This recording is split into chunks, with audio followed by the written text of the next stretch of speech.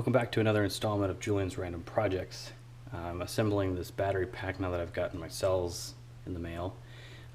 They are lithium phosphate cells, or LiFePO. The form factor is called the 38120s, and that is because it's 38 millimeters round by approximately 120 tall. And I just realized I've never actually tried that out. Let's see if this thing, yeah, approximately 38. It's 38.3. I'm sure it seems not perfectly circle. Pretty close. So a little bit bigger than 38, and this particular set of calipers only goes out to about 100, but it's pretty close. So 120 tall. I left a couple of these tabs out. It comes down, it's negative, positive, all as it snakes through this pack. But I disconnected these because as I'm wiring this thing up, I'm trying to avoid having the full potential of the 48 volt pack as I'm working on these two ends down here, which are the most live. So now it's 24 and 24 volts as an example. I could disconnect more, or maybe assemble as I go through, but I assembled it originally like this to see if it would just fit inside of the enclosure that I've chosen, and I've included these tabs to give them some structural rigidity in addition to this little plastic bit here. So let's get started.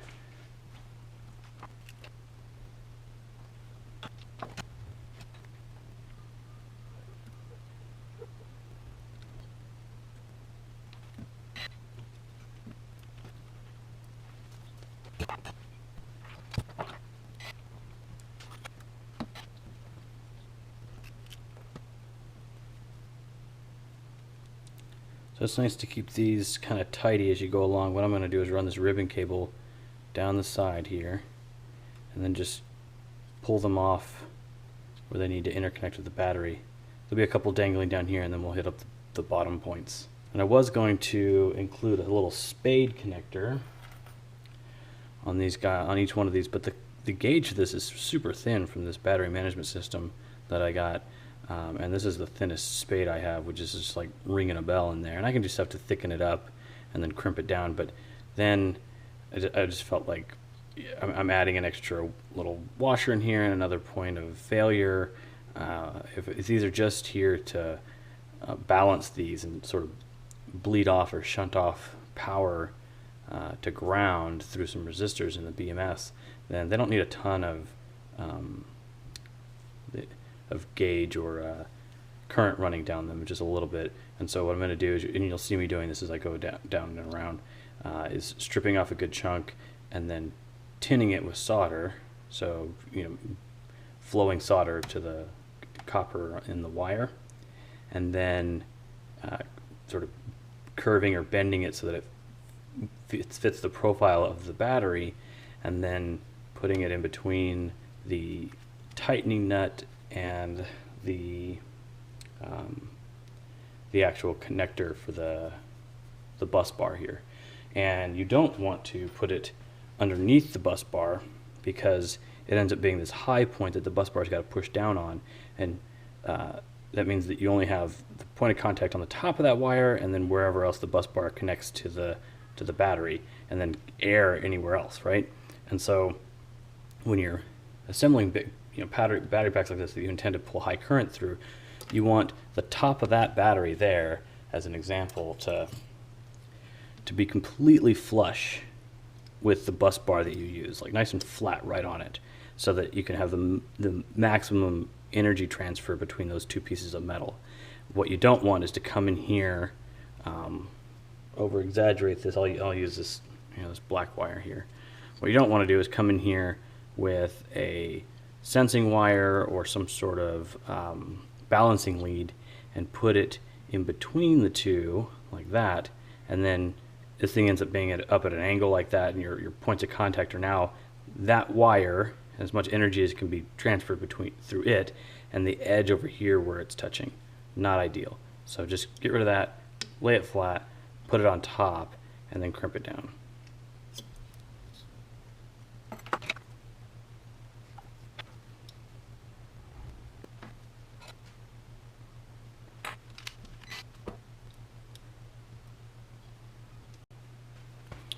And as many non-metallic tools as you can use, the better when you're building these battery packs. So this is called a spludger. You can Google it. They're like a dime a dozen. Get them. They're very useful. They have a low melting point, so they're nice for holding stuff down while you're soldering and getting in here and futzing with stuff.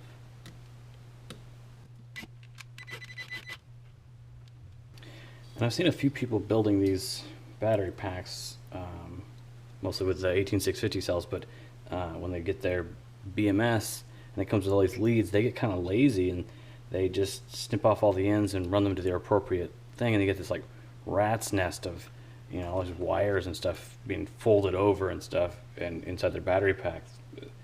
I don't know why. I mean, you're not saving any time, because you're either taking the time to cut it to length, or you're taking the time to sit there and fold it and find a home for it. So, and then at the end of the day, one looks like shit and the other one is a lot nicer looking.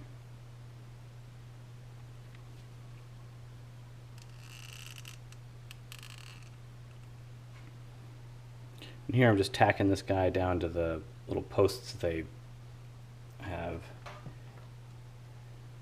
These posts are designed to both keep things from shorting the terminals out. So they're just a little bit proud or taller than the connectors, but they're also, and I don't know if this is convenience or by design, but they're also a great place to route your wires through and create a little bit of stress relief.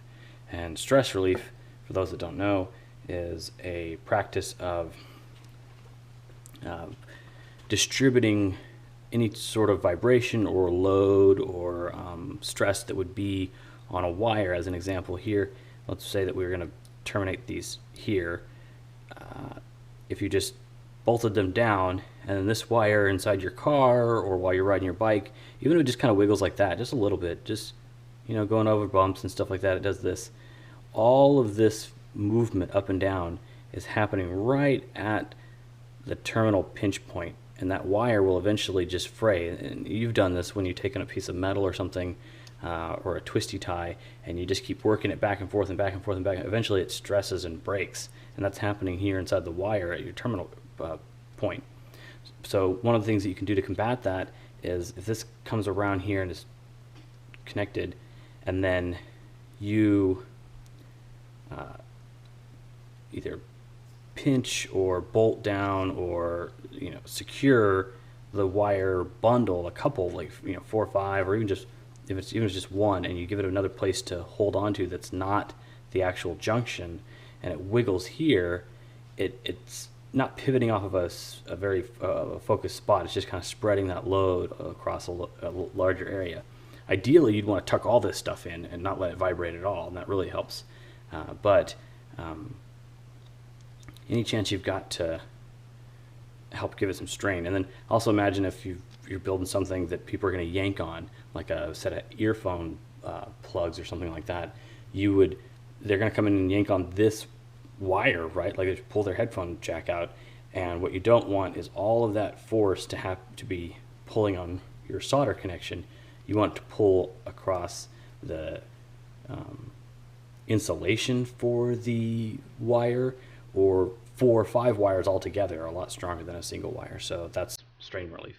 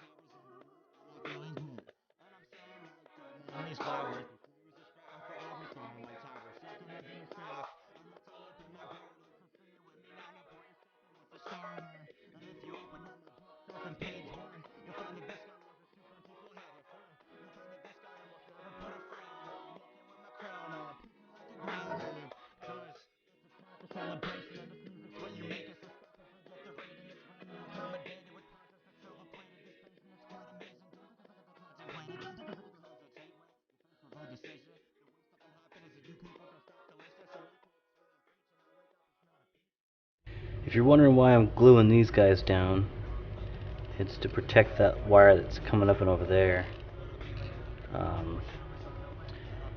In hindsight, I should have drilled a hole and run them up through there, but I don't feel like undoing all that stuff, so I'm just going to put these guys here as little bumpers to, so when this pack's standing on end or something, or when it gets installed, things aren't going to be pinching up against these wires.